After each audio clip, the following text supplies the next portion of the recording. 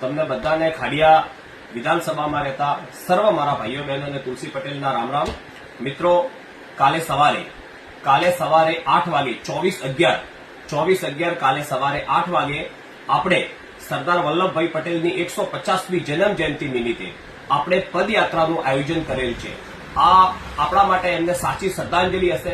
આપણા ખાડિયા માટે ગર્વની વાત કહેવાય કે જ્યારે 1924 થી 1929 સુધી મ્યુનિસિપાલિટીના કાઉન્સિલર તરીકે આપણા એમને અહીંયા રાજનીતિની શરૂઆત કરી હતી, તો આપણા માટે બહુ હર્ષ અને ગર્વનો વિષય છે. તો સર્વ ખાડિયા વિસ્તારમાં પૂરી વિધાનસભામાં રહેતા ખાડિયા, બેરંગપુરા અને જમાલપુરના દરેક જનતાને હું હાથ જોડીને નિવેદન કરું છું કે તમે બધા આ પદયાત્રામાં જોડાઈએ અને જે આપણી એકતા અને અખંડતાના જે પ્રતીક સરદાર વલ્લભભાઈ પટેલની 150મી જન્મ જયંતિ નિમિત્તે આપણે બધા ભેગા મળીને એમને સાચી શ્રદ્ધાંજલિ આપીએ.